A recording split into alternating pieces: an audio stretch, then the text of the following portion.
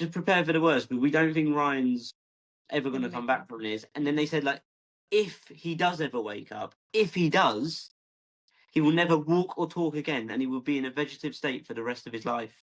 And again, my parents, they had hope, you know. They said, no, you don't know that. So I believe in life that we all need hope to cope. Have Yeah. only positive expectations. And that's what my parents had, you know. Again, the specialist just kept saying, like, he's not going to come back from this still. Like, you don't get your hopes up, please. And just prepare. Like, Ryan's not going to be the same person. He won't remember any of your names. He probably won't even remember his name. He's going to need constant 24/7 round the clock care and attention. And my parents were just like, whatever, yeah, let's see what happens.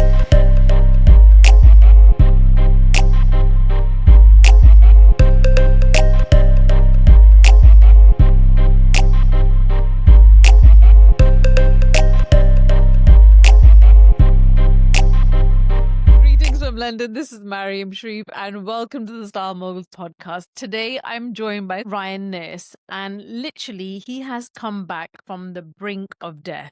Like the doctors said, no chance, no brain activity, and now he's living his dreams. And every time I try and catch him, I'm like, "Where are you, Ryan? Which country are you in?" Welcome, Ryan. Hello, my friend. How is I'm good. I'm good. Which country are you coming from today? Okay, so for today, I'm coming back from Thailand. So I was in Thailand a few months ago, and then Right. this month I've visited 6 new countries and then come back to the same place. Wow. So Ryan is a purpose life coach and he's an author, a keynote speaker, but he helps unfulfilled adults, really live their purpose and fulfill their dreams. You're living your dream right now, but is your purpose created or is it something that we find? And this is a brilliant question. So, from my own personal understanding and research that I've done over many years of, say, pursuing, trying to discover my purpose, then finally finding my purpose, I believe it's a mixture. Sometimes your purpose can find you,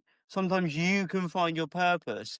But I Right. believe, from my own example, it's almost a mixture of both. Like, I found it, but it also found me at the same time. And then we just sort of come together. Like, we were being drawn together the whole time. And then we sort of Oh, together like this. yeah. And yeah, it was like a match made in heaven, you know. So let's go back to when, this horrific accident happened. Do you want to walk us through what happened? Exactly. I was 18 years old. Drinking was new to me. Partying was new to me. And Right. there was this one specific club, and me and my friends, we would go there, sometimes even 3 times a week. That's how close it was, and that's how much it was open. So, yeah, sometimes 2 or 3 times a week we'd go there. So, this one specific night, we go to the club, and I didn't really want to go that evening, to be fair, because I was tired. I worked that day, and one of my friends just said, like, come on, please, like, it'd be good. We'll have a good time. So I said, so we go to the club. The music was pumping, the drinks were flowing, and we were literally dancing the night away. We knew everyone in that club. But this Right. one night, there was this group of guys, and they weren't from round our way, and we didn't know who they were. But they were arguing with our older friends. And this sort of like bit of pushing and shoving broke out, and then it got broke up, and everything was fine. So we carried on with the evening and enjoyed the night into the early hours. And then we decided to leave the club. And I say we, me, 2 of my younger guy friends, and one of our friends who was a girl, and she was a little bit Right. older than us. So we left the club, we entered a taxi, and we began to drive off. But as we sort of turned round in the car park and come back past the entrance of the club, these guys that had just been arguing earlier, they come out of the club and they literally stopped our taxi and they basically dragged us out of the taxi. And then all of a Right. sudden, the taxi driver, it was almost like he turned on us and he just said, no, they booked it already. But hold on, you got us into Oh. your taxi and you started to drive us home. But in the end, we just thought, you know what? It would be wise to get into a, say, separate taxi just to make it back to the safety of our parents' homes and just go back to bed, to be fair, because it was getting late or early hours in the morning. So we got into a separate taxi. We left the car park and just imagine it's got no street lamps. So it's early hours of the morning. It's pitch black. And we're driving along and we're saying, like, what is all that about? Like, me and my friends there, and we couldn't understand it. And then just like out of nowhere, that same vehicle that we'd just been extracted from with those same angry guys in it had come right up behind us, and they were flashing, they were tooting the horn, and we are just looking at each other like, what is going on? And because our driver had a walkie-talkie, a radio, they radioed through from their taxi, and they just said, like, pull the car over. So our driver starts to stop the car, and we're saying, like, why are you stopping? And he wasn't just saying anything. He just stopped completely. And that same car pulled up behind us, switched the lights off. So now it's just pitch black. Me and my friends are like looking at each other, just like this eerie sound of silence. And we're going like, Oh what's God. happening?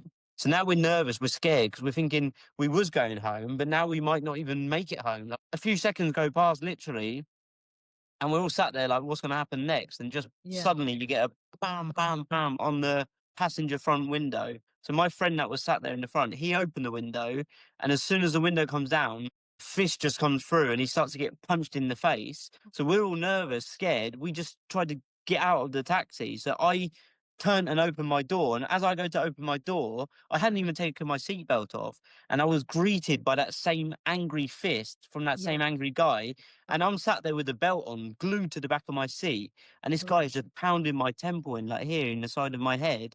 And I couldn't even get the belt undone because it's like doing what a belt should do, which is to lock Yeah. out.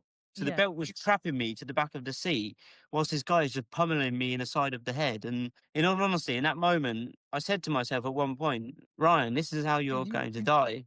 I did you really feel believe that? that. Did you feel like that was it? Intense That was fear the like yeah, I thought like the fear that was you're just gone. like nothing I've ever felt before. Like I've done some crazy stuff when I was a kid, but this was Yeah. like I'm gonna die here. That's what I felt. And I'm just so panicking trying to undo that clasp, the buckle, and it wasn't coming undone because it was locked. And then finally, after this guy had hit me multiple times, and I popped it. And as soon as the buckle released, the guy stopped punching me.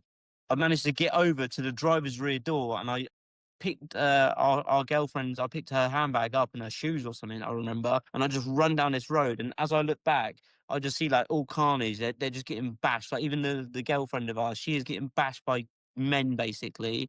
And I'm just like, oh my God, I need to get us home. So in that moment, my head was throbbing, and I didn't even think about calling the police. I don't know why. I didn't think about calling the You police or just an think ambulance. I think I straightforward. was just, I wasn't thinking straight, and I was in fear mode, I was Yeah. so not with it, so I just run down this road and I just called the first person that I knew was the closest, and it was a friend of mine, and I knew him and his girlfriend. They had a car and they were driving around that evening a few hours before, and I thought he can just take us back to our parents' house. It's only 10 minutes down the road. So I said, like, you need to come and pick us up now. There's been this huge fight. And he said, like, wait, hide somewhere. So I hid in this bush for a minute, and I just remember my head was just like throbbing sensation.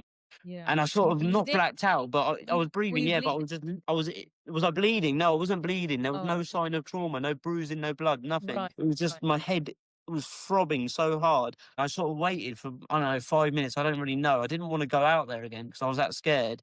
And then this car just pulled up and he said, like, get in. So I get in. He said, what's happened? Like, there's no one there. So I'm just like, we just got battered, basically. We start to make it back to my parents' house. And I just remember my head was so heavy and spinning, it was just falling down. My friend's like, we need to take you to hospital. And Yeah. I'm like, Yeah. I was almost arguing with him, saying, like, take me home. So I just wanted to get to my own bed. Like, that's Yeah. how I felt in that moment. And finally, we arrived back at my parents' house. And I remember getting out of the car. I remember walking up the slight driveway, putting my hand on the handle, opening the door, actually stepping through, and then I just black out after that. So now I can basically only speak to you from my parents' point of view, which was that my mum, she always waited for us kids when we come back from a night out Yeah. because she knew exactly sort of what time we're going to get back, if Yeah. we're drunk or anything like that. It's just those maternal instincts, right? So Yeah. my mum, as she was, apparently she was still at the top of the stairs waiting, as she always did. Yeah. And she said to me, like, are you okay? Like, apparently that's what she said. And I just mumbled and just ignored her, apparently, and walked straight past her. And she's asking me questions and I just ignore her. Apparently I just took my clothes off, folded them up nice and neatly, put them down at the side of my bed like I always done. Yeah. And I got into bed. And not long after this, apparently I was making like weird noises. I was snoring really loud. And my mum was saying things like, are you okay? And then apparently I started to vomit this jet black projectile vomit.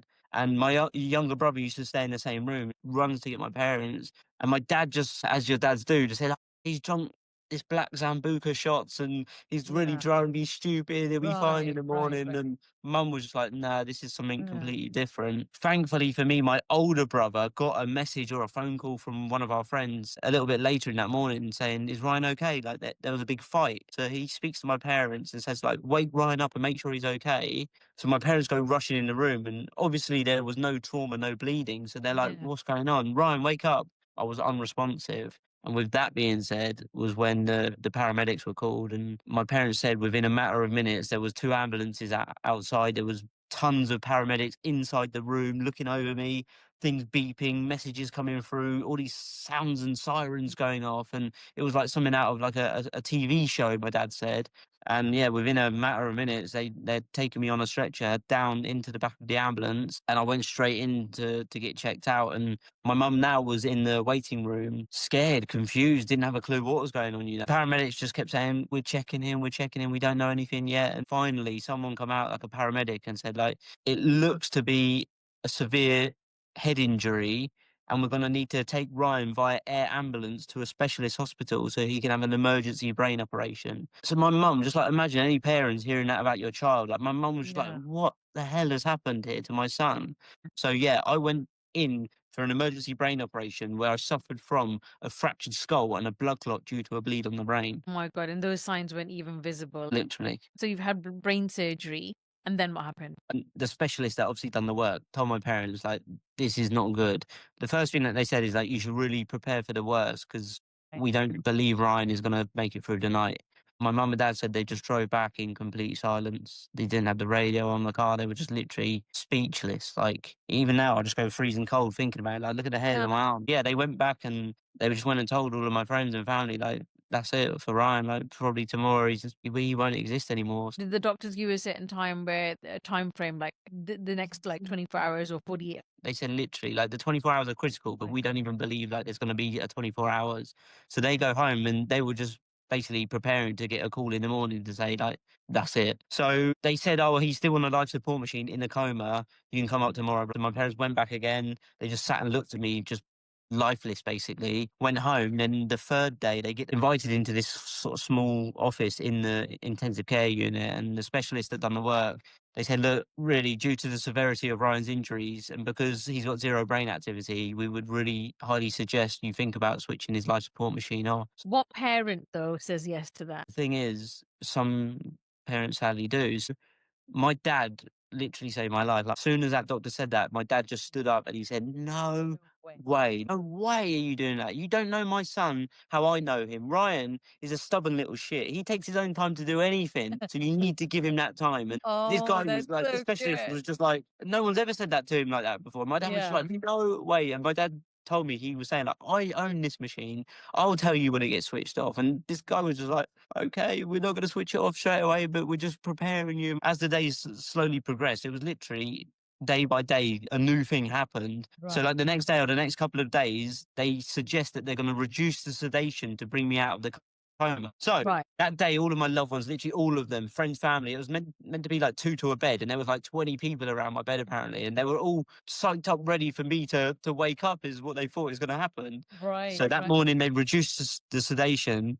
They put me straight back into the coma, and they said, no, like, his lungs weren't functioning by themselves. So my lungs weren't working, and the doctors and the specialists said, like, he's dead, basically. So that was that. And how long did that go on for then? I was 1 week in a coma, but I was progressing every day. So the first time they tried, I wasn't breathing by myself.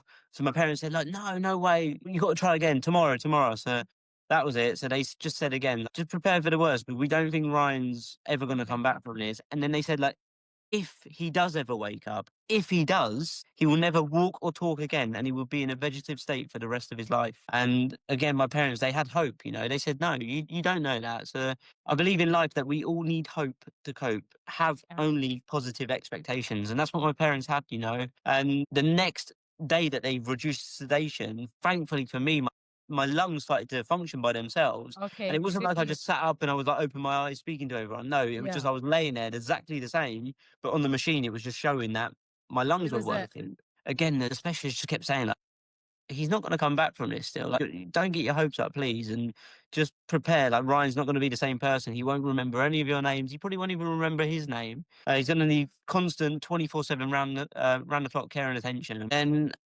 after that, I just started to progress through the days. And there's something called a Glasgow coma scale, which was measures how much you're in the coma. And for me, it was obviously improving. So thankfully, when they reduced the sedation, I was coming up. I went from a 2 or a 1 or whatever it was, and I started to progress. And it's only like out of 5, I believe. I can't remember. But the Glasgow coma scale. When I was on it, they just said it was like critical. It was basically just before death. Did you have something whilst you were in the coma, did you have any experiences? Yes, I did. I experienced me and this. So, look, this is what I say. Like, I grew up as an atheist. I never believed in anything but born, life, die, finish, end of, nothing else.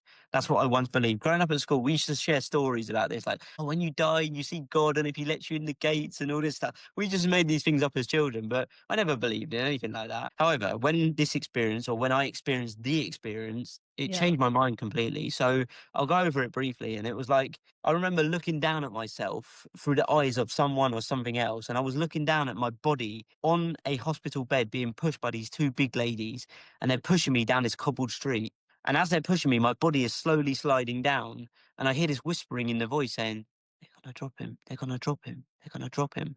And these ladies are like almost arguing with each other in this unknown language. It wasn't foreign. It wasn't Spanish, French, Right. German. It was just an unknown language. And they go into this reception area. And as they go into this reception area through these giant glass sliding doors, the lady at the reception is just pointing to her left. So we turn the bed, or these ladies turn the bed, and I'm watching from above. And they start heading towards this brick wall. And I get sort of shot across the reception, or the eyes get shot across the reception, and I'm watching me being pushed towards this wall, and I'm bracing because it feels like I'm going to make an impact, and I'm thinking they're going to hit me into that wall, Yeah. and they're like speeding up but almost going nowhere. Like, it's such a weird experience. At this place, it was like nothing existed but everything existed, and everything was just all at the same time, but nothing as well. It was like there was no time, there was no space, there was no speed, there was just nothing but everything. It's so weird. So Like it reminds me of that movie Inception. at one point, they just hit this wall. And as they hit the wall opened up like a cat flap. The bed goes up and I slide down. And as my body slides through this wall, these eyes get sucked back into me. And I'm just falling Right. through dark nothingness, like literally pitch black. Oh, you And see I'm in my body something. falling. And I'm thinking, where am I? And I'm looking and it's just pitch black. And then as time goes by, but there was no time, it was just forever. As forever goes by, I just see down there to my lower left this glistening outline of a square, and I'm almost being magnetized towards it. I'm being drawn towards this because it was getting Okay. bigger and brighter. And at one point, it got so big and bright, I closed my eyes because of the intensity of the brightness. And when I closed my eyes, I just felt the soles of my feet go bam, and it hit what I can only imagine is like another cat flap to another dimension. And my body got a sensation of like sliding down the slide, and I sort of shot through this slide, and bam, my body landed in this bed. And I'm now watching myself again from above, and I'm looking down at my body, and I'm in this place with just a curtain around me, and it's just all white, and there's no walls, there's no ceiling, it's not a room, it's just a space. And I'm watching me, and I'm thinking, what's going to happen? And out of nowhere, these doctors come in and they start working on me, and they're speaking in this unknown language for forever, and they're Right. working on my head. And it was the most perfect, peaceful thing that I've ever witnessed. Me being operated on, it looked like, right? And I'm just watching this go by, and it seemed to go on forever and ever and ever. And then suddenly they dissipated. They just disappeared, and they wasn't there anymore. And I'm watching from above, thinking, what happens next? And as I'm watching, the time goes by, and it was almost like a transition, like a suction transition. These eyes get sucked back into my head, and now I'm back in my body in this bed in this different dimension. I don't even know where it is, but I'm laying there now, and I'm looking around, and all I see is this curtain in front of me.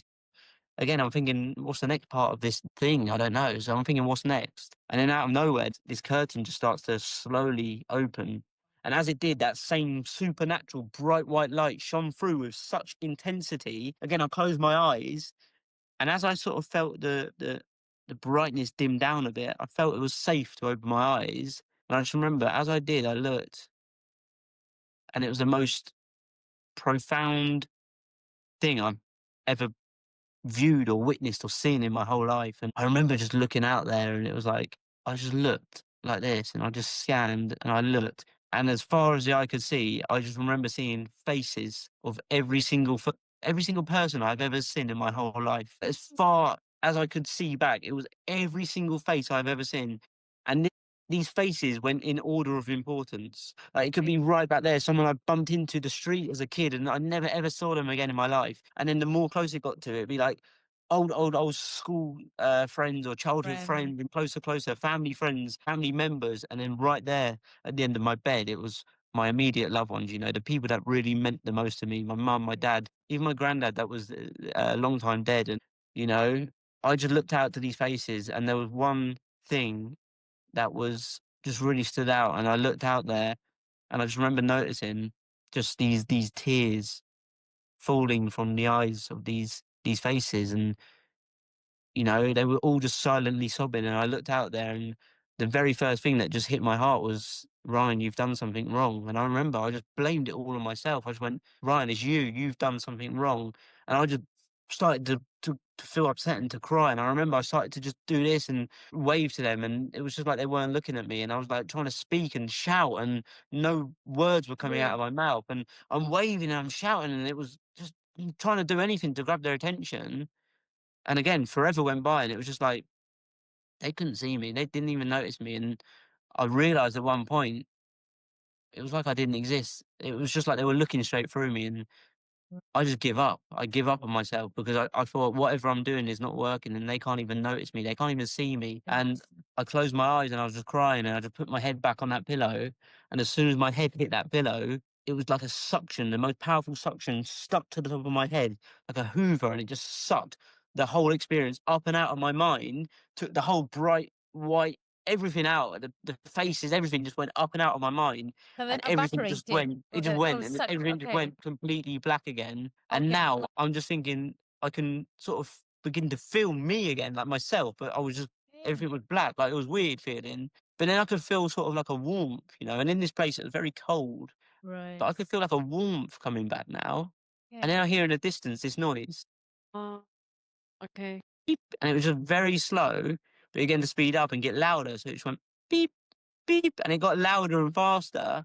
And in my mind, I'm just like, this is my alarm clock. I need to wake up. I believed it was a Saturday morning. I'm like, Ryan, you got work. Wake up, Ryan. You need to get to work. Your boss is going to be so crazy. I thought maybe I went for like a night out on the day before that I need to work. So I'm like, I need to get to work. My boss is going to be super angry at me. And in all honesty, I'd done it before. I had a late night out previously and went to work the next day. My boss was not happy. So in my mind, I thought I'm going to do the same thing again. So I'm saying, Ryan, wake up, wake up, wake up. Suddenly, I open my eyes and now I'm back in the real world. And I remember just looking around and I'm in this dark room by myself and I'm just surrounded by machines and things, and there's no windows in this place. It was just dark. It was just nothing. And I'm just like looking around. I'm like, what is this? Is this real life? I don't know. Right. And then I'm just like looking and I see like these needles penetrating my skin, all these pads all over my chest. And I just hear this beep, beep, beep. And I look and I've got like a tube down my throat and I'm thinking, what? And then I feel my heart beating and I look to my left and it was the life support machine that was keeping me alive. And then out of nowhere, all of those memories from that night prior, whereas the attack, just come flooding back to my mind. And it was just like they all got dumped in my mind. It was the biggest headache I've ever had. And I just remember crying because of the pain. And again, I closed my eyes, I cried, I laid back on my pillow, I fell asleep. And then in the morning, the first thing that I saw, I woke up and I just saw all of my family stood there back in the real life. My brothers, my mum, my sister, my dad, even my grandparents. And I just remember the specialist there looking over me and they were all just stood there. And I just remember hearing that specialist saying, look, guys, he's not going to remember who he is. He's not going to remember any of your names. I'm just like a vegetable just laying there. I can't even move. I just remember hearing it all. I could understand, but I couldn't do anything. I couldn't speak. I couldn't move. And he's saying, yep, no, he's not going to remember. And my mum's just bawling her eyes out. And my brother, my older brother, just comes up to my face and just said, I wonder if he knows who I am. And I thought, if I could punch you right now, I would seriously punch you. Like, get out of my face. You need those I reminders. just want to answer the question that you said earlier about people getting asked the question, switch the life support machine on your loved one.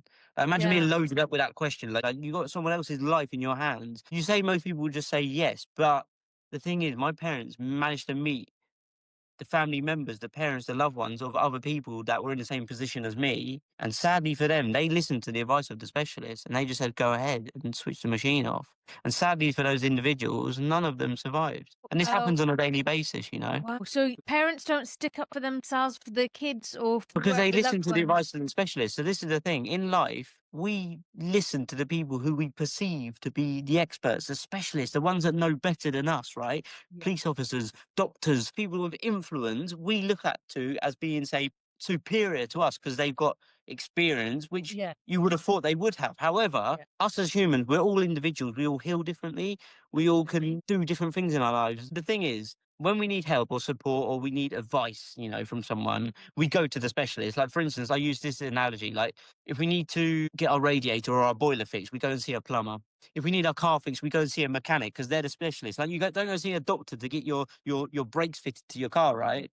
But if we need us fixing, we go to the ones that we trust the most, which are doctors, surgeons, specialists in these areas, right? And as much as they save my life and as much as they help people on a daily basis, they only know from their past experience from other people, not us as individuals, from other people, their experience. So they've got a rough experience and they've learned through studies, through textbooks as well, but they don't know the specific individual, their capabilities and how they could potentially come back around. Those parents, other than my parents, those parents listened to that advice, which was the specialist saying, we really suggest you switch the life support machine on your child, on your brother, your sister, whatever, your uncle. And they just said, okay. They just agreed to it because they just think, oh, their life is not going to be worth living. And if they managed to somehow come back through, so they just said, okay. And my parents, they were so upset and they just said they witnessed these other parents with the children. They were same age as me. There was a girl. She was exactly the same age as me. She had a car crash. Poor girl never got to see another day in her life, How long did it take you to get back home? So I was in hospital for just under 1 month, between 3 and a bit weeks and a month. Yeah. I had to learn to speak again because the tracheostomy is in there for a while, and that was the most horrible thing in my life. So that was in there for a while. When that finally come out, I managed to learn to walk and talk again. That was a whole process, so I'll sort of just go through that. But yeah, obviously I did learn to walk, and I was progressing so rapidly, and the doctors didn't believe it. They said, like, how can one day he not walk? Literally the day after, he's walking on crutches. 2 days later or 3 days later, I'm walking and I'm lifting the crutches in the air. They said he's going to be on crutches for probably years. All of a sudden, I'm walking down the thing. I remember my nan and my granddad were walking me to the cafe, and my mum, I started to speed up on the crutches, and I just put them in the air, and I just started to sort of almost jog, and my mum's going, stop it, like screaming. And I'm like, I can walk. And they couldn't believe it. Firstly, what a great feeling that must be, that you're kind of getting back to normal because, like, you got your energy back. As when anyone is going through something in life, that they might see darkness for a while, but you don't know how capable they are, like you don't know their capabilities at the end. So you're back on your feet, you're recovered. And how long did that whole process take? Again, in and out of hospital, from like dying never to wake up. Within a month, I was out. They sent me to another hospital. I was in this one closer to home for literally 2 days. They one day come into the room and said to me, like, Ryan, you can go home today, whenever you want. My parents arrived. I told them. My mum was going, oh my God, Ryan, you can't. You're too ill. My mum and dad were saying, like, you're too ill. They go to the specialist, like, that you said he's not going to remember things. He's saying that you can go home. And they went, yeah, you can. And then my mum, oh my God. So we go home, see all of my friends that evening. It was like the most magical thing of my life, and my parents were just so happy. Then it was just like slow recovery. I was on crutches for a little bit, and I'd fallen back on my college, I was going to college to do an apprenticeship scheme at the time to do my mechanics when I was a car mechanic back then. So I'd fallen way behind. So one day I was just like to my dad, I'm going to go back to college. And they was like, no, they said they can put it on hold. I was like, no, I'm going to go back and I'm going to just carry on because I didn't want to sit around at home all the time. I was bored after a while. So I said, I'm going to go back to college. And I started to go back to college. I was on my crutches for a bit.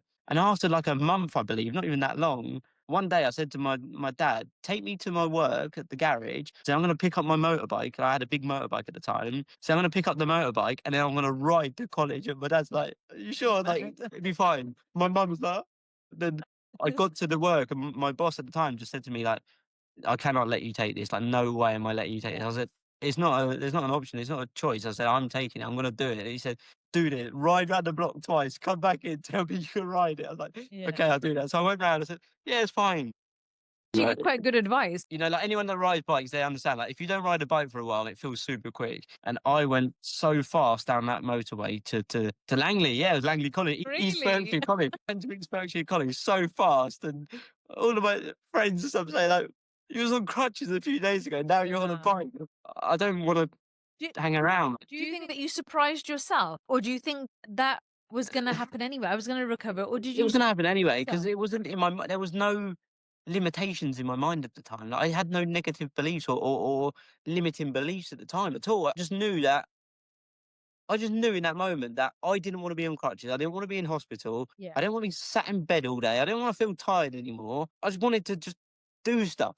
Something inside of me was saying like, do it, do it, do it. And I hadn't like fully awakened and been like, I knew everything in that moment because I was still confused. I was still tired. Everything was still like up in the air. But I just knew that I wasn't going to stay in that same position and I needed to do stuff. So yeah, I went back to college. I caught up with everything. I passed all the exams and they couldn't believe it. And then Wow. before you know it, I was off the crutches and I found myself slipping back into that same old routine where I'd be going out to the pubs with like just randomers. And yeah, I was just like, I need to change my life. And that's when I ended up meeting at the time my girlfriend and met this girl and like we went into this fast relationship.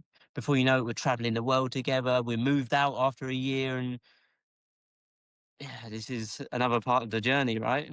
Right. Okay. So what happened? So I met this girl. I knew her for a long time, and she's a few years older than me, and Mm, sort of different, hanging around in a different group. So it was a bit like not weird, but it's just like we come together, and she lived a completely different life to me, and it was like the life that I felt that I wanted and needed in that moment. And yeah, it was very fast paced, and I sort of boxed up and buried all of that trauma. I didn't even go to any of the therapy sessions after. Like my mum and dad went to the therapy to learn about the whole thing. right. I didn't go. I was Yeah. like, I don't need therapy, and I felt a bit sad because the people that went to therapy, their children were literally like in wheelchairs and stuff. So I was super grateful as well for my ability to just almost carry on like say Wow. normal, and it wasn't normal because I was still very, very tired and I had not addressed any of those feelings, emotions. And I Right. really believe now looking back, because you cannot read the label from inside the jar and like you don't know what's going on when you're actually in the moment. And when I was in the moment, I was just focused on me and my girlfriend at the time. And I was just like, yeah, I want to do stuff. Let's go do everything was cool and was going places, London and stuff. And Yeah. I didn't process any of that trauma. This is a really bad thing to do. Unexpressed emotions will never die. They're buried alive and will come forth later in much uglier ways. And this is what happened to me. And Yeah. as much as I thought, yeah, this is incredible, she didn't understand what had happened. And she didn't really, now looking back, she didn't really care what happened. Yeah. She didn't Yeah. really know me. So when that all happened, she just heard things from other people, and it was what it was. And the relationship went amazing for like a year and a bit, and then we made the decision we're going to go to Australia, backpacking visa for 2 years, or we're going to get Okay. a mortgage. I was scared of everything in that moment, so I said, "Let's get a mortgage." We get a mortgage, and yeah, fair play to her. She pushed me to get a bigger mortgage, and we got one right at the top of our budget, and it was really nice, perfect house, and all of this. And I was like, just turned 21, and all of my friends that were older in their 30s, they didn't even have a house, and they were like, "How do you do this?" People Wow. were calling me a drug dealer and all of this because I've saved up a pot of money and I was working my ass off. Crazy. So I get this house and we say living this dream.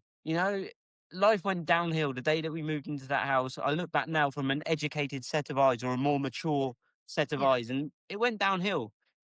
Sex life disappeared overnight, arguing overnight. It was just like random things, just bickering. And I'm like, what is going on? We should be Was it happy. was it like the actual responsibility of like being a homeowner? Would you think that was it, or what do you think changed? I just don't know. It's just like well, I do know now, but at the time it was like I didn't know.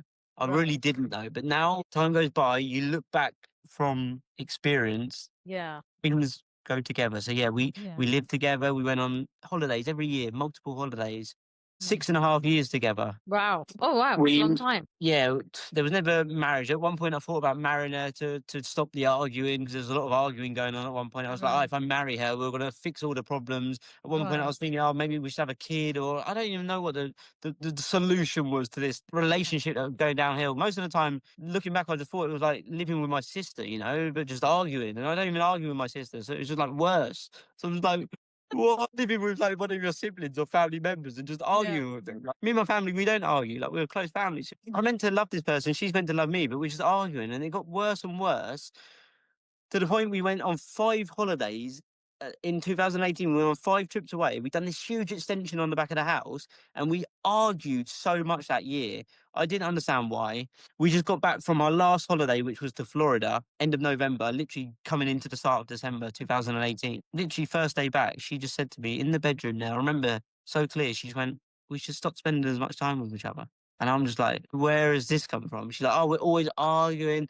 I just need some time. I didn't understand it. So I was like, whatever. And then I started to think about it. I'm like, this is not good. And I started to get upset and stuff. She just didn't really say much. She just said, like, we need space. And I was like, oh, whatever. And then I would become attached to her. I was just trying to cling to her, I was just trying, Right. I'm making it worse probably, but I didn't even know what was going on. But I was like so needy to her. And I was like, oh, what can I do? What can I do? Because I didn't know how anything like this worked. This is my first proper relationship.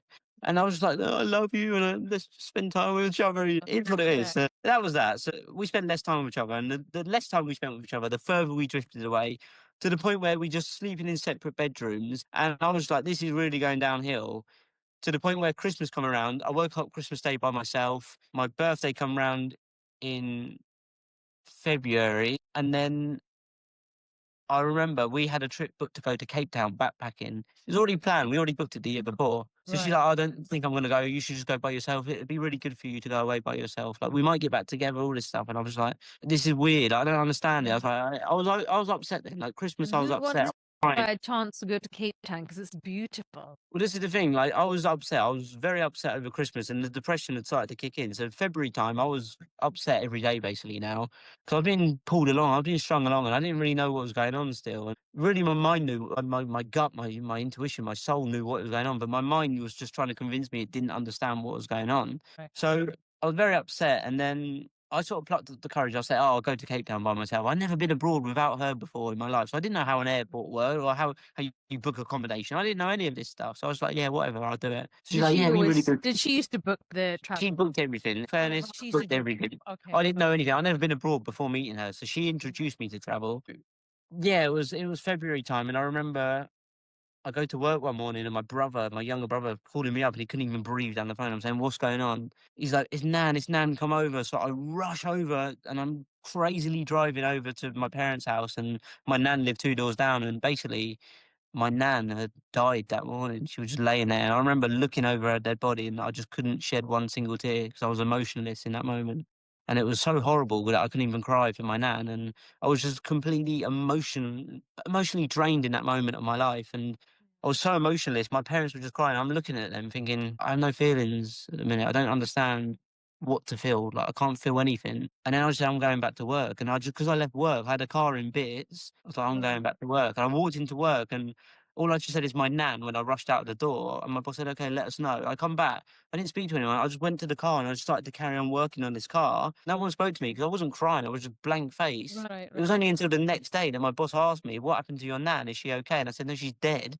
But that evening, I just went home that evening. And I remember seeing my girlfriend's car on the drive because she disappeared for like a week. She told me she's going back to Florida to see her mum when we'd only just got back not long ago. So I'm going to go for a weekend to Florida. No one goes to Florida for a weekend, whatever. Yeah. So I see the car there. I was like, I can't be dealing with this. So I walk up the stairs and she tells me to come into the second bedroom. She went, is everything okay? And I'm just like emotionless, but I start to tear a little bit down my eyes. And what's happened to you? What's happened to you? And I said, you won't understand. And she's sitting there and then she looked at me and then I said, you won't understand. And I'll get a bit like frustrated. And I'm just like, you want to know? I said, it's my Nan. And she went, what's happened to you? And I said, she's dead. And then she just started bawling her eyes out. I said, I can't be dealing with this. I walked to the second bedroom. I got into bed and I'm just there having a panic attack. She comes and she cuddling me. I said, just do not touch me, please. Get away from me. And then I was having a real bad panic attack, anxiety attack, or whatever you want to call it. I don't know. But my heart, it was horrible. And then that was that. Then I said, look, I'm going to go to Cape Town. So a few weeks later, I prepared myself to go to Cape Town. Right. Okay. Literally a couple of days before, it was the weekend before I was going, there was one friend of mine and he helped me out so much. He used to take me out on the weekends and he'd say, like, let's go out for food every weekend to try and make me feel good. Because he's the only person that I really told, other than my dad. So he was just making sure I was okay. So he goes, let's go for a meal before you go to Cape Town, just to sort of say, good luck, have a good time. So, yeah, whatever. Yeah. We always booked the thing, but we never booked any restaurant. And this is in Beaconsfield, you probably know Beaconsfield. So we tried to book every table, we're booking the crazy bears, like hundreds of pounds. They said no table, 8 o'clock, no table. It was like, what? So we're booking everywhere. No one had a table, so we're like, whatever. So my friend's like, I'm so angry, I can't do this. I said, I'll do it. I rang up Prezzo. So I said, Prezzo, you got a table for 8 o'clock? Yeah, come down. So ring this Prezzo restaurant. We go down there. I pick my friend up. We arrive in the Uber. We walk into this Prezzo. And as I walk in, I'm just looking at my mate's back and I'm just like just thinking, no, I'm going to go away.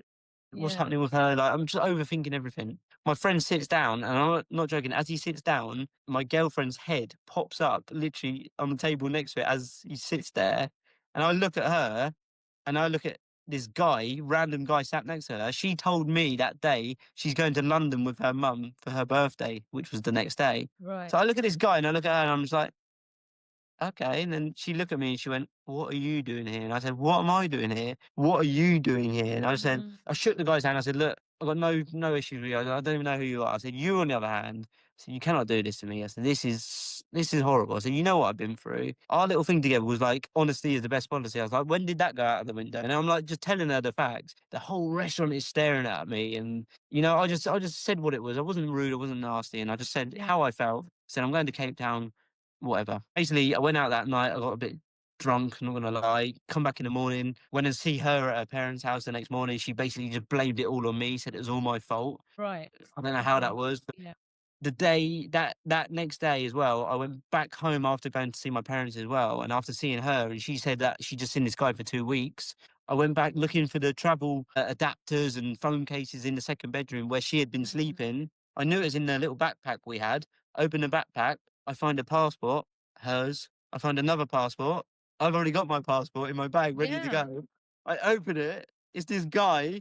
I put my hand back in the bag. 2 tickets, return tickets from Dubai. The day that my nan had died, they had just got back from 2 weeks in Wow. Dubai 2 weeks ago. She said she only just knew this guy for 2 weeks. 2 weeks ago, you just returned from Dubai. No one goes on like their first date to Dubai. So I was like, Well, whatever. yeah. I ring my dad. I'm ringing like all of our friends, and Yeah. I was angry. I was upset in that moment. And That's a big, like, again, a big shock to the system and a it big is. life And changing moment, right? So you knew that that was over. it was over. So I literally, whatever. I went to Cape Town the next day. She sent me a message, literally as I arrived at Heathrow Airport. She sent me a message like, "You don't know what it was. It was just a like all this sort of stuff Mhm. to sort of deflect it." I was like, delete her number. I went to Cape Town, had two of the most incredible weeks of my life, Oh, and I just wow. become a new person. I meet new people. I realized that I could do this stuff. I could Yeah. book flights. I could push myself out of my comfort zone. Yeah, 2 weeks in Cape Town. Wow, how's that? I love Cape Town. It was incredible. I stayed in this hostel, first ever hostel experience by myself, Oh, and wow. I just met like-minded people, and they just basically boosted me up. And your surroundings are so important, and they definitely helped me. These just unknown, random people that become friends in that moment, and just showed me your surroundings are so important, and yeah, just pushing yourself. And I've done that. I come back to England literally feeling like a completely new man that could accomplish anything. Wow. I arrived to an empty home, basically. Just arrived to a home that just the sound of silence was deafening. It was horrible. I just walk into that house. I immediately just put my bags down and I just burst out into tears and I fall down and I break down crying because I realized that in that moment I was the only person in that place, and I hated my own company and I hated the sound of silence. And that's all I had in that moment. And I just cried and cried and cried. And then I basically went through many months of mental misery where I just become down and depressed. And every day was like Groundhog Day, to the point it got worse and worse and worse. Where it got to the point I was suffering bad and I just was getting worse, and I just cocooned myself in this prison, believed the home was a prison, and I was like, I can never leave this place. And I just stayed in the home for whatever reason. I was just like, there's no way that I could escape that because I was actually in that environment. I was closed in and I didn't realize that at the time. What did you do in that moment? There's many different things that I could go through for literally forever, but Yeah. these are the main things. First of all, I turned to drink and drugs. I just started to Okay. try and numb the pain. I was looking for happiness everywhere. At one point, I was Googling how to be happy, believing that happiness is externally. I was going clubbing until I was the last one in the club till the lights turned on. I was sniffing cocaine at one point. I was just drinking. I'd never even drink before much. I drink like a handful of times a year. Now I'm drinking a handful of times a day for a period of time. Like, it was crazy. It was stupid. But I was just trying to numb the pain and find an escape through something externally, but realize that happiness is homemade and it comes from within. You will not find happiness from anything materialistic, from a person, from things, from homes, from clothes, from cars, watches, jewelry. None of that. That brings momentarily joy, but that just fades. And once that fades, you're chasing, you're chasing, you're chasing. Don't Mm. ever chase happiness, chase fulfillment, but know that true happiness comes from within. And I didn't realize that at the time. So yeah, I was chasing this happiness to the point where I realized, had a realization, this is not good for me. I go to the doctors, they just push the prescription to say that I'm depressed. Basically, Right. they tried to get me to take antidepressants. Long Right. story short, I said no to them. I went back after almost having probably one of the worst weekend benders of my life, which was horrendous. And I was like, I cannot go on like this. And I was like getting suicidal basically as well. I went back to the doctors and I said, I don't think I'm going to last much longer if I don't get this sorted, but I'm scared to Right. take antidepressants. Finally, they signed me up to CBT counselling. Yeah. And again, I lied my way out of that. That weekend, I literally go back and I just plan to kill myself. So I'm sat there sort of slumped over in the sofa and I'm just like, I know what I'm going to do. And I said, I'm going to do it. And I just kept saying, What like, would go you on. like? I was gonna say to the point where you've got your life back, but then you've gone back into depression Mm. and where you want to take your life back. But how precious was that life to get it back in the first place? Well, So this is did the you thing. realize that at that moment, or did you In just that moment, no, because like, you can't, I said it earlier, you cannot read the label from inside the jar. I didn't know what I was seeing. I was just trapped in this jar of just hurt, pain, embarrassment, all these things that was just from that relationship breakup. That was more painful than being in hospital in a coma. Like that whole experience of hospital, that wasn't even half as painful as the pain from the relationship breakup. I was obviously stuck in this place and yeah, I couldn't see a way out. In that moment, the language that I was using towards myself was, I am never going to be happy again. I will never get a girlfriend like her again. Like, I'm worthless. Everything that it was, I am, I am, I am. As soon as you use those two words together, I am, they're the most powerful words in existence because whatever comes after that, you create an identity about yourself and you began to look at yourself as that thing. Like, I am stupid. I can't. These are like all certains. Like, when you say I can't, I can never, I am, and things like that, and they're either identifying with yourself or the can'ts, not possible, never, impossible. These things, when you use this language, it's certain, like there's no other option. It's like you'll never be able to do that. So for me, it was like I will never be happy again, never. Like there's never another option for me to feel a glimmer of happiness ever. And because I was using that disempowering language, it was just making it worse and worse and worse. Where I just thought suicide was the only option. And anyone that is maybe resonating with this at all, just realize that suicide is a permanent solution to a temporary problem. There is a way out, but you just need to go and seek that support. And it won't be easy. And you're going to find multiple times where people won't be able to help you and they give you bad advice, wrong advice, make you feel worse. But the right people are out there and people that want to help you, want to listen to you, and that are going to support you with your growth journey and to get you back to the person that you once was and even better than before. But you just need to find those people. So don't ever give up on yourself. This is what I say to people. Feel this here. As long as you feel that beating, that heart beating in your chest, that means you're still alive and you're still in the game and you can still make change. This is where the change becomes to come when I realized this sort of concept that you speak about. So like I said, I was there basically about to commit suicide. I knew what I was going to do. I had it all planned out. And I had the shoulder angel and the shoulder devil. The angel was saying, like, Ryan, remember your greatest fear is death. Like, for me at the time, death was my ultimate fear. This side, the devil just saying, go on, don't be scared. You're always scared. You never follow through with anything. It was just like my mind didn't know what to do. And I said, like in that moment of my life, I got so upset and angry with me because I realized that I couldn't even decide whether to kill myself or not. Like that's how bad things had got. I couldn't even make a decision whether to kill myself or not. So I just beat myself up so much that I just sat there crying and crying and crying all morning and I didn't do anything. And then I realized that I procrastinated so much, I managed to use my fear in my favor and I managed to procrastinate myself to come up with a thought. And as I procrastinated, I gave myself a window of time and out of nowhere, a thought came into my mind. And the thought said, could I live with the thought of dying with regrets? And I don't know where this thought come from. I realized in that moment, I hadn't even tried to get myself up and out of the mess that I had created myself. I hadn't even tried to get myself up and out and to try and do anything to try and improve the situation. And I just thought, look around for a minute, Ryan. Like you've got a roof over your head, you've got clothes on your back, you've got shoes on your feet, you've got food in the fridge, you've got all of these things that people would beg for. Like there's people out there that would happily trade places with me and they would give everything they had to live just one of my bad days. And I just realized that in that moment. I don't know where this sort of like thing come from in my mind, but it was just like everything just come and made sense in that moment. I was like, Ryan, you haven't even got it that bad. Like, yeah, you're upset. Yeah, you're having a breakup. At least you've got a house that can be sold. You've got things that you could do stuff with. Like, you've got a car. You've got clothes. You've got all of these things. You can go and buy another house if you want to buy another house. You can find another partner if you want to do that. Like, you got options. And in that moment, So I you didn't see started to any see. options. So you started to see possibility in that moment in time. Possibilities. Yeah, I started to see possibilities. And then I realized, which was the main important thing, that only just a few years back, I was laying there in that hospital bed on a life support machine and they wanted to pull that plug on me. That's The what I'm doctors saying. and specialists, they wanted to pull the plug on me. And I realized in that moment that I wanted to pull the plug on myself.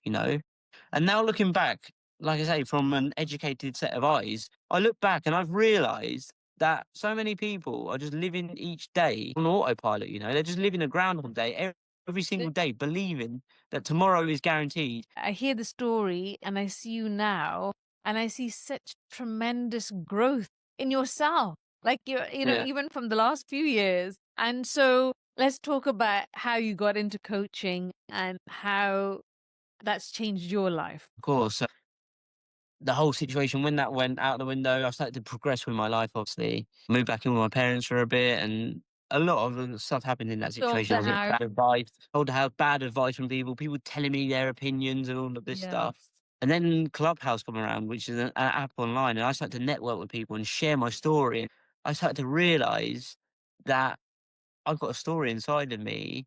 And then what That's I'd done is 2020. So that's 2020. 2020, yeah. So really, 2019, I started to travel by myself. But 2020, I set myself a goal to visit 20 countries in 2020. Oh, So I booked wow. up about 15 countries, paid for them all. Hey, I'm going to go traveling. I went to one, I went to Rome, and then COVID kicked in and literally disappeared all of my holidays overnight. Oh, wow. And Okay. I come back. But again, for me, that was actually a blessing in disguise because I started to share my journey online. I started to network with incredible people that think outside the box, people that think things that I never even could contemplate or perceive in my life. Like it was just unfathomable, these things that these people were saying. I was like, how is this possible to Wow. do these things or to earn this amount of money or to go these places? And I was like, my mind has just opened up to like this Yeah. vastness of greatness. So I started to share my journey, and before you know it, people just said, like, Ryan, you are made for this. This is your purpose. This is your calling in life. Like, do more. Yeah. And the more that I shared, the more confident I got, and the more that I connected with my higher self. And I realized, like, I'm meant for this. So I just Yeah. started to share more and more. And I got on podcasts, I got on radio stations, I got featured in books. And I'm just like, this is this kid mechanic that doesn't have a clue what he wants to do with his life to Yeah. now helping people just by sharing his story. So I started to do that for a while. And then people said, yeah, you can coach others and you can share that. And people said there's the other people that are waiting to hear your voice. There's people that want to hear your words. So I started to reach out and I started to coach people for free. And then I got one paid client. It wasn't much at all. It wasn't even $100. And it was just like, I got a couple of quid each session. And for me, it was like, I just made money by speaking to someone. Like, I'll do this for free. Like, I love it. I'll just don't even pay me. Like, my friends like, charge 200. I'm like, 50 is fine. I think that joy of helping someone, it's such a beautiful feeling that people that are coaches, that they can only feel that joy. Yeah, well, the thing is, like I mentioned, like purpose cannot be purchased. Like you cannot walk into a shop and say, I'll have that feeling, please." Yeah. Like, yeah, you can buy a car and you be like, "Oh, that's a nice car," but that feeling, you cannot experience that feeling other than from helping someone. Yeah. The secret to living is giving. I believe Tony Robbins Yeah. says that. And when you can give to someone, especially someone that may never even be able to repay you the way that you've helped them, that's when you feel a true feeling of purpose, meaning fulfillment. Yeah. And that's what I felt in that moment. I thought, this is my calling, this is what I was made for. And then the whole COVID went around 2021, we got into, someone challenged me from Clubhouse. He got on a Zoom call with me and he basically said, quit your job, come to me next week and tell me that you've done it. Do you want to accept the challenge? And I said, let's go for it. I was inside screaming, no, like, don't do it, Ryan. My brain was screaming, no, no, no. But that gut, that internal guide inside me was just saying, this is meant for you, Ryan. Like, this is what you should be doing. There is no growth in the comfort zone, but there is also no comfort in the growth zone. And that's what I realized. And I pushed myself so far out of my comfort zone and I was petrified. I ignored that guy. I ignored him for a week. I didn't speak to him at all online because I was so scared to answer his questions. I went in on the Thursday and I was like, tomorrow is like D-Day basically. And went home to my parents and my mum knew I was scared because I wanted to tell them that Thursday evening. And my dad didn't want to listen. He was watching the football and I said, I've got something to tell you. And I said, I'm going to go tomorrow. I'm going to quit my job. But I've been saying this for about a decade. I've been saying every Christmas for about a decade. I'm going to quit my job this Christmas. Going to quit my job this year. They didn't take you seriously. Take me seriously. I plucked on the code. My mum went, oh, Dad, listen. So my dad sort of looked at me. I went, I'm going to quit my job tomorrow. And my dad said, stop talking about it, just do it. And I went, I'd cry. I was 28 years old, I believe, at the time. I just cried. It's He tough didn't. love. But also, you're probably mourning the person that, like you're kind of transitioning to this new identity. And, I Of talk about course. visual identities. Your identity changes, kind of mourning the loss of maybe your old mechanic Of course. personality and that person that you were. And so now you Yeah. have to become this new person. This is the Promise. thing, Got challenged to. So yeah, that's what it This is the was. thing. You have to sacrifice who you once were and who you currently are in order to evolve into that person that you dream and desire to become. Absolutely. So for me, it was like so painful to push through that barrier. But then my dad come up, he cuddled me, he said, mate, just do it, just go for it, whatever. If it makes you happy, do it. And I felt a bit better. And I thought, you know what, actually, that was the best thing anyone could have said to me because I've been talking a good game for too many years now. So that was the best bit of advice in that moment that I needed. I needed that tough love. What would you say to somebody that has been talking about doing something and we'll do this and we'll do that and the years passed? There is no other time. There is no better time than this moment in time because no other time exists than now. And time doesn't really exist. It's just moments. It's a whole experience. It flows. You can't go back. You can't go forward. You can just experience the here and now and do things in this moment, make choices because that's all we have is time and choices. But we don't even really have time. We just have a part of the passage or a part of the journey of life, what we know it as, and just choices to make. So I don't think about the past, don't think about the future. Think of what you want to do now.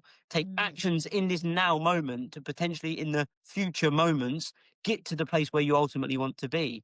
It's scary. It's not going to be easy. You're going to be faced with challenges. But as long as you know what it is that you want, why you want it, and just keep pushing through that present pain, you're eventually going to unlock the barrier to your next level of life. To anyone that is sat on the fence about quitting a job, taking a different pathway in their life, going to a different country, living somewhere else, whatever it is, doing something new is uncomfortable because you've never done it before. So it's going to be scary. It's going to be challenging. It's going to be unfamiliar. But just know that the magic of life is hiding in the unknown. Just imagine a blank piece of paper. Some people look at it and say it's nothing, but other people look at it and say that is a whole piece of paper of opportunity for me to create a masterpiece of my life. Look at your life like that blank opportunity, and opportunities are literally abundant. They're like oxygen in the air. No one walks out their front door in the morning and says, oh, is there enough oxygen to go around over 8 billion of us? No, they just go, but people are still complaining that there's not enough opportunity to go around between us all. But there is. You just need to actively go out, put yourself outside of your comfort zone and seek those opportunities. And as long as you know why you're doing what you're doing, you begin with the end in mind by setting your GPS. That means starting at the end in mind and then just take steps forward and just navigate as you go. You're eventually going to get there. Self-belief is so important because as much as we can get the people to validate us or help us, it really has to be something that has to be built. That self-belief that we can do it. What did you do to create greater self-belief in yourself? Okay, so what did I do? So really, you have to just do things, because when you do what you once thought was not possible for long enough, what was not possible becomes the possible, right? So it's crazy. Like you have to do the things that scare you until they don't. And this is where, say, confidence, courage, the whole confidence, competence loop comes from. Right? Nobody say everyone is born confident and then it gets stripped back from us as we grow up. We get limiting beliefs put onto us. Belief comes from results and experience, but you don't even need to believe in yourself in order to take the very first step. So you just do it. You just try it. You get feedback, which is a result. You get one, what you do want, or two, what you don't want. If you get what you want, amazing, then you take another step. If you don't get if you get what you don't want, you just learn from that and you just take another step in a slightly different direction. You just pivot. So you never lose. You just keep moving forwards along the path of life. And as long as you're heading towards your desired destination, any setback, any red light, roadblock, wrong turn, you're going to figure your way out along the way, just as long as you've got that end goal in mind of where you ultimately want to be. And you just keep moving. As much as we learn more and we do more, what's something that you've had to unlearn about yourself that has made you where you are right now? Yeah, I love this question, and I haven't actually answered this question for a long time. So I've done a lot since answering this question. I've done so much spirituality. Yeah, I've done a lot of stuff. From someone who doesn't believe in God or No, wasn't now I atheist. believe. I believe in everything, and I believe I am everything. You know, like the most How beautiful is the most recent spiritual journey that I've been on using psychedelics, and I'm not joking. I am everything and everything is me. Like I realized that this whole God concept, I am God. I am God. Everything is God. Whatever God is, it's not really a person. It's not a thing. God is just this. This is God. Whatever someone maybe has even called it God. I don't know what God is really. I've come up with my own definition. definitions of what God is. I've got it all written down. I'm going to write a book one day called God, I believe. I've got it in my mind already. Okay. Hold me accountable to that. Yeah. We are also kind of co-creators because we have the creator, but we are co-creators because we are.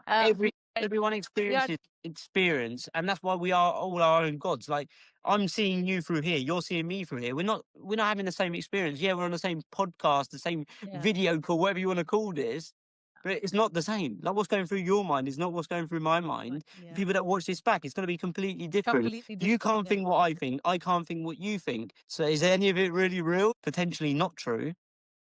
Probably 99%, if not more, is not true. Don't believe anything you say. So when you do something, you question it first then think, okay, is this true? Intuition is my internal guide because I know if I say that I am God or I am the very best version of myself, if I am one, if I am whole, whatever you want to call it, these words that people use, if I just know that I am everything and everything is me, whether it's inside me, around me, I don't even know where it is. Like, where is your soul? I point to your soul. Which part of the body is your soul? I don't know. But this soul of me, the Ryan, it's not even a Ryan because Ryan is just a name that I've been given by my parents. Like, this doesn't. Spirituality is a forever a game. Like you're gonna have spirituality part of you, and that growth always happens. It's continual. So yeah, I can see how you're trying to express it because you can't. I'm trying to explain something that is unexplainable. Contain it to one word. Explain something that is unexplainable. That's it. All it is. Like I've realised, like I say, this last psychedelic experience. If anyone's interested, is. Where did you do that then? All of the experiences I've done has been in Colombia, mainly in Medellin, Colombia.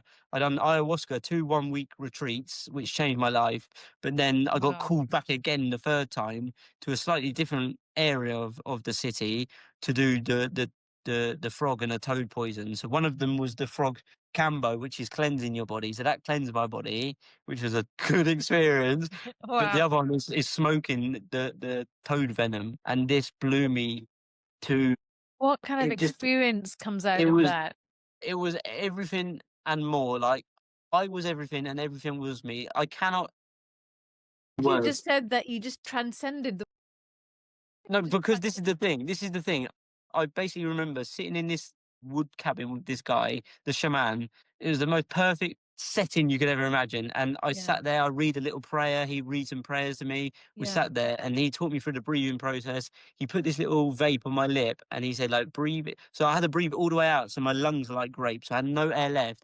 And he just touched this thing on my lip and he just said, breathe, breathe, breathe. And I just remember it wasn't even 2 seconds. I just felt my body dissolving and I was going back. And I just remember seeing my body open my mouth up and this gush of like a water fountain, multicolored, come out of my body. And my mouth was open and this greatness from inside of me, I'm not joking, this greatness from inside of me come out. And it just went like this. And then I disappeared. And then just reality, as I know it, went and popped away. And then I just remember it was my body was trying to hold on to the ego. It was the ego trying to die, but my body, the Ryan, was still trying to hold on. And I just remembered them saying before, let go, just let go of everything, just release and trust the journey and just, there's no need to hold on for it, like quite often in life, we hold on to things, we cling on to things and we don't want to go. Like so many people hold on to a good life because they're scared of, they might not be able to achieve a great life. And I was holding on to the Ryan in this experience. And I remember I just said like, what's the word that I'm thinking of? I can't remember the word that specifically that I want to use.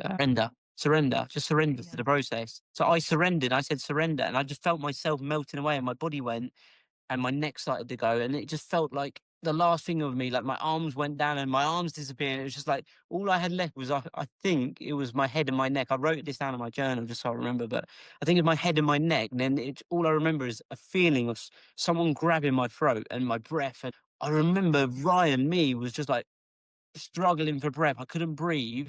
And I was surrender. I surrendered. And then the experience happened. Wow. I can't say I witnessed the experience because I wasn't there to witness the experience. I was the experience. It was just everything you could ever imagine and more. I Wow. was all of it. I was talking about after the whole experience. I remember when I woke up, I look at these shamans, these two guys, and I look at them and I literally said, "What's that?" And they look at me like, we know, like amazing. I was like, I was lost for words, Does and I just everybody cried my eyes out. But would everybody have a different experience to what you had? Everyone gets a different experience. Someone get that, someone get painful ones, someone get.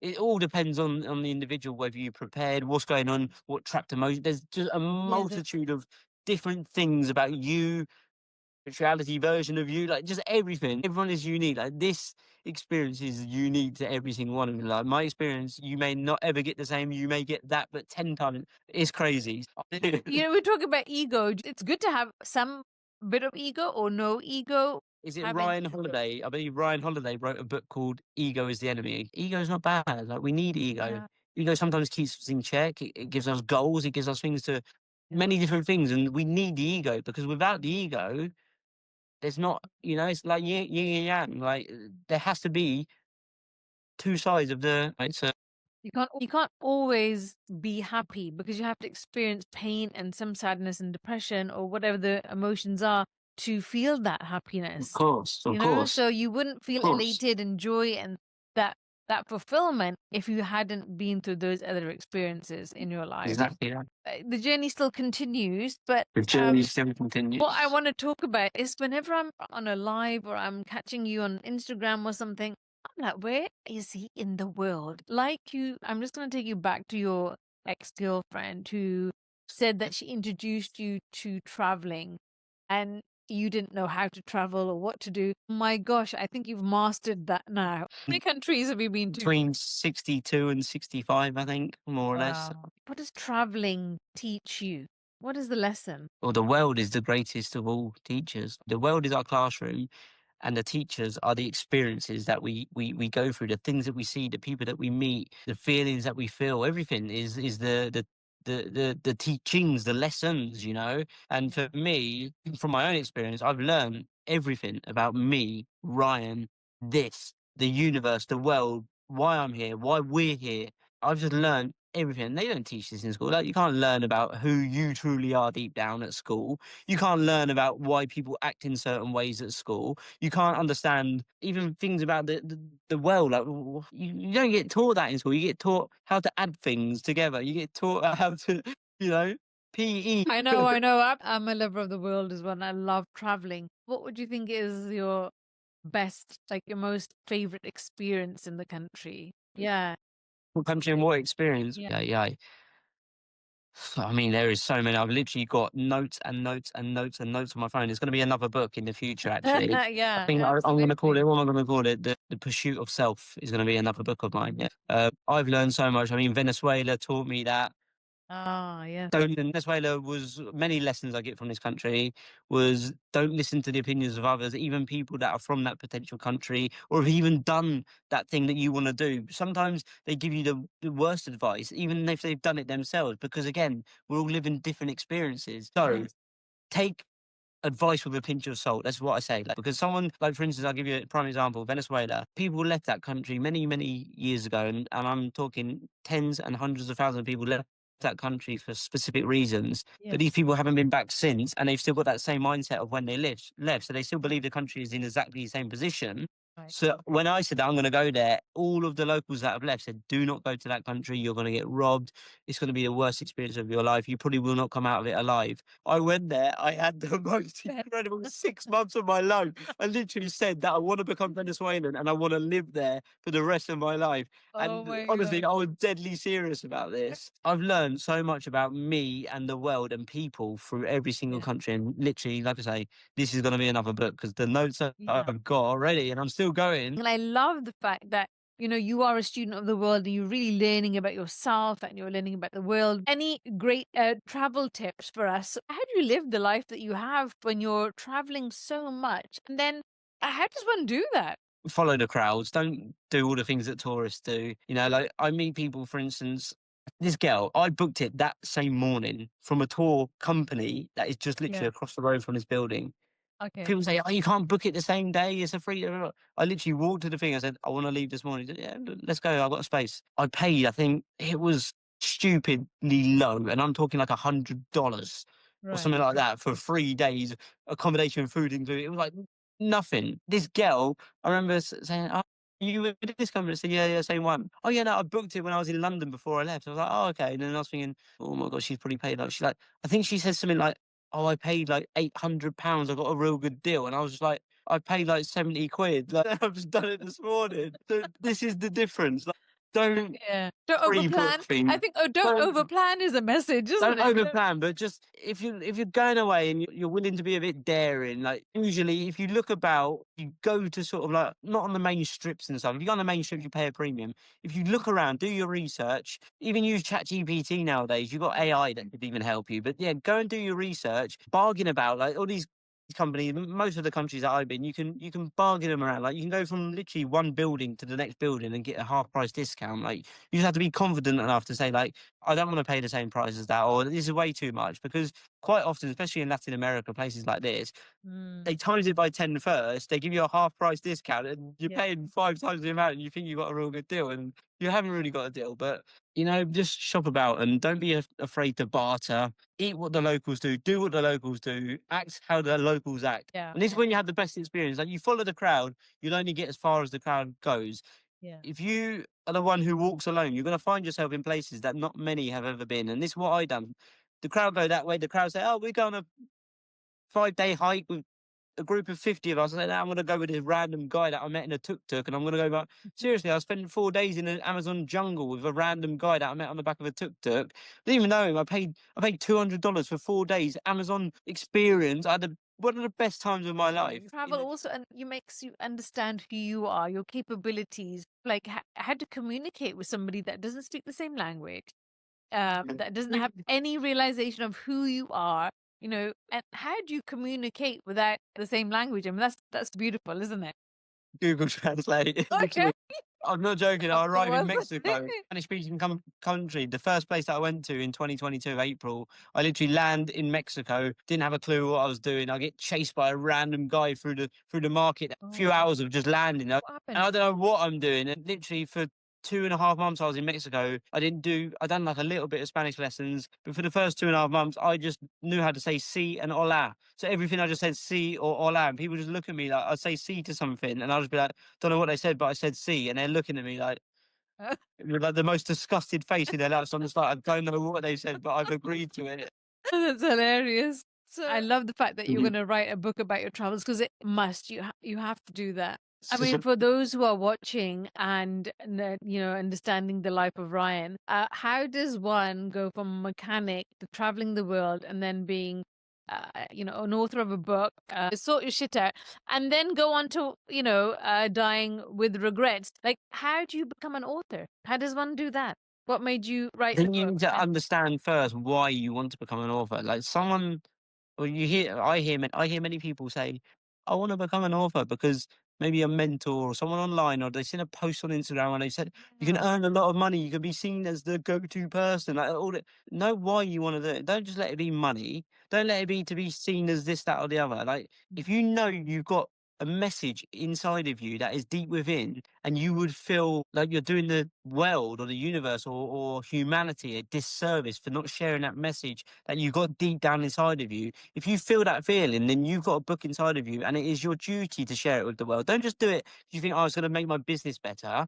Yeah. No one cares. Like people nowadays, I see them going on ChatGPT and just knocking up a book within like a day. Not even that Yeah. nowadays, and they put it out there. Did you write your book yourself? It comes from my mind. I don't do any planning. I just literally sit there. I just write, and I go back over it a few times, and I just keep doing it and doing it and doing it until I feel right. The way it should be done, because it's your words, it's your heart, right? I think anyone that is thinking about maybe becoming an author one day, just start with why. And that's a Simon Sinek, good book. Start with why. Start with why. Why do I want to become an author? Like, what message do I want to share with the world? And if I was to not be me, if I was to be someone else, for instance, if I was to be you and you was to be me, you was to write a book.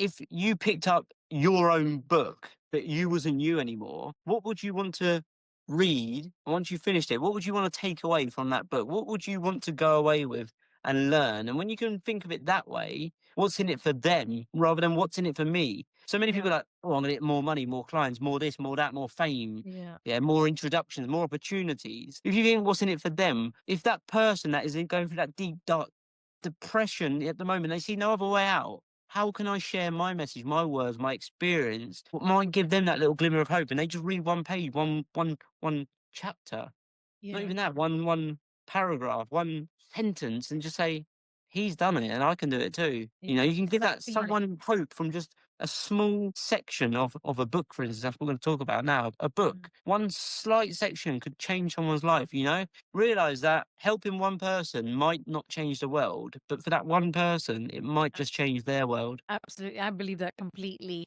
So does the why change or has your why stayed the same? No, so the why is permanent, but the how is flexible.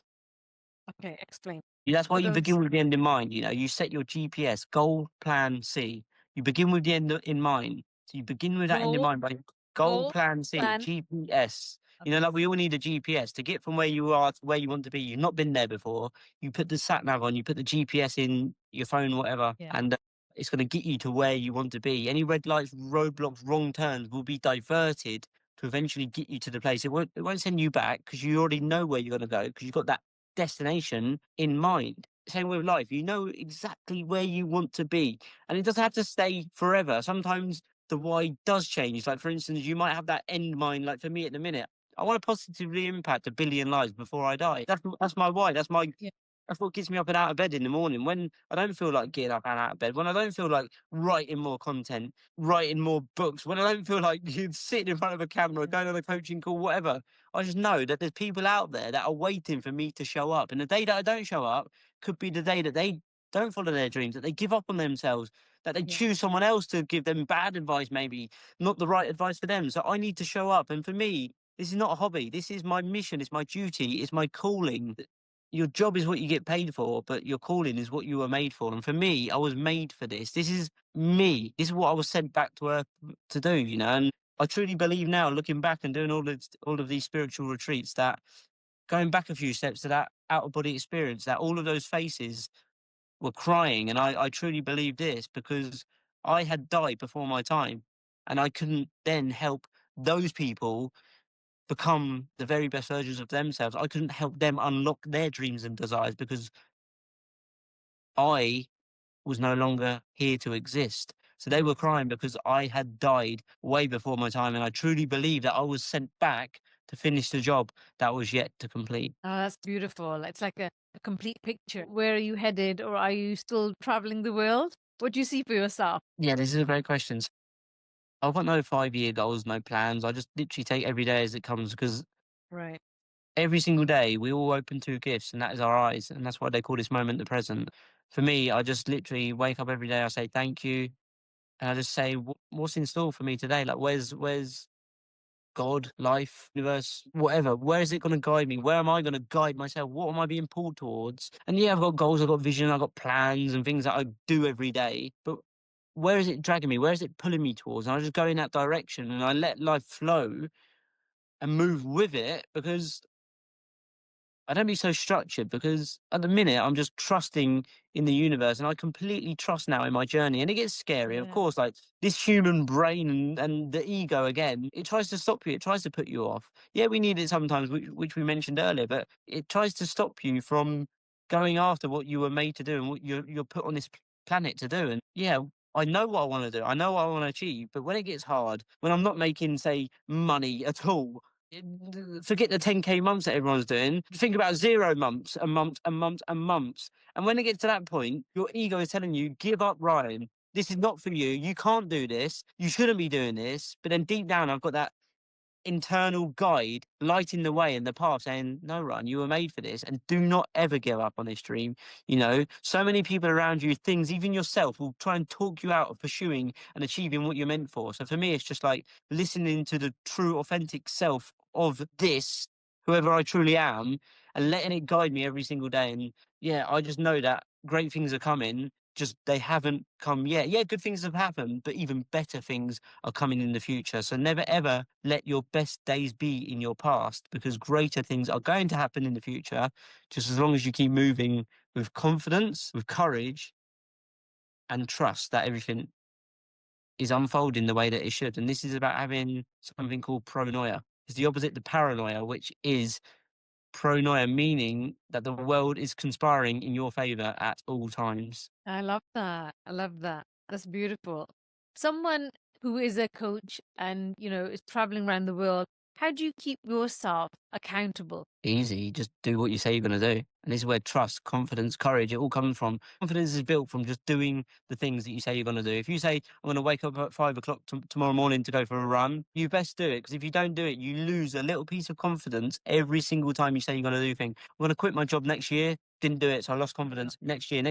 Hold on, a decade's gone by and I'm still saying it every single year. This is not a lie, by the way. This is my journey. Every single year, 10 years, more than 10 years. I'm going to quit this year. I'm going to quit this year. I'm going to quit this year.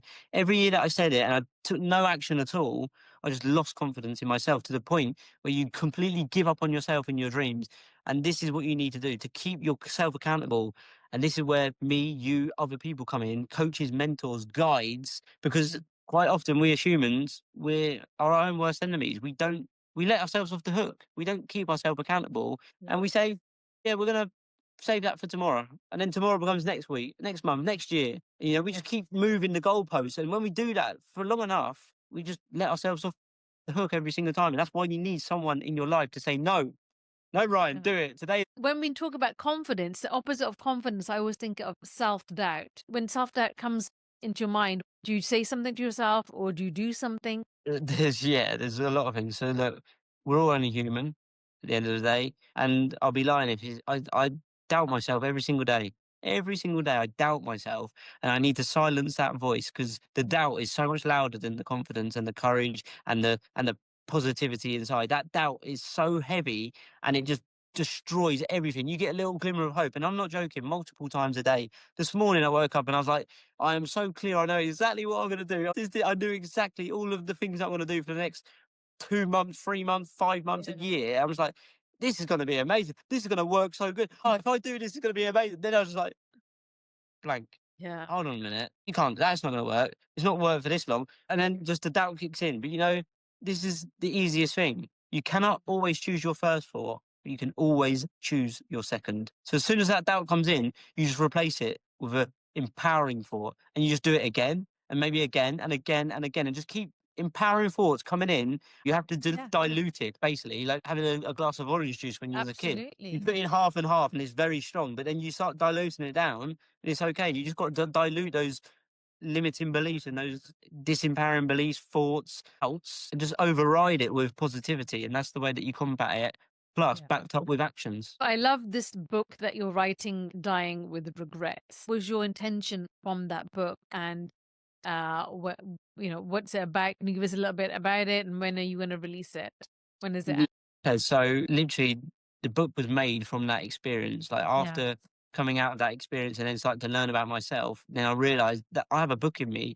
And in all honesty, that was the first book that I started to write. Although that I've written and published this one and it's here, this is the second book, really, because this is obviously the first book, but it's actually the second one that I started. Because Dying with Regrets, or Could I Live with the Thought of Dying with Regrets, which I initially called it, started in COVID lockdown. I started to write the book and I done probably 50,000 words within a matter of months. But then I kept going back to it. And as I was improving, learning, becoming better, evolving, I kept changing it. It was just like, learn, change, learn. And it was a never ending cycle. And I just said, I need to stop this book. So I put it on pause for a year, went traveling, went from Mexico down to Colombia, come back to England briefly over Christmas with all this knowledge. And then I said, I need to write this book. So then I wrote this book.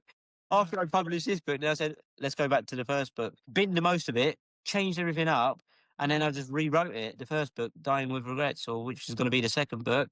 And I said, I've got a journey which I believe so many people can connect with. And the things that I've been through, some people would see and be like, you could never come back from that. But I've got proof that you can come back from basically anything. Other than death, you can come back from almost anything in life. Nothing is impossible. The only thing is death. You're not coming back here from death. But when you go to death, you just go to the next part of the process. And what I learned through the psychedelics, like Yeah. it's a constant, never-ending journey, and it just is forever. And we only just get to experience this thing here called life, which is roughly Yeah. what 80 years, if you're lucky, give or take. And we think that is it. We think it's life or death. Not many things here on Earth are guaranteed, but two things are: we are all born and we'll all die. It's what we do with the opportunity between these two events that really matter most. So life is about living fully, because so many people, they don't live fully. They Yeah. they No, they don't. No. they die. Like the whole point of life is to live full and die empty. So many people die with their greatness inside of them, but when we die, this is just this. Yes. I learned We should go as an empty vessel. exactly that, because Yeah. this is just a suit. This is a vessel. This is a means of transport to get us to the next part of the process. And energy cannot be destroyed nor created. Yes. So Yes. if energy is just energy, it's always been energy. Energy has always been here. We have always been there. And when we as we know ourselves, when we go, where does the energy go? It doesn't disappear, because it cannot disappear. It cannot be destroyed.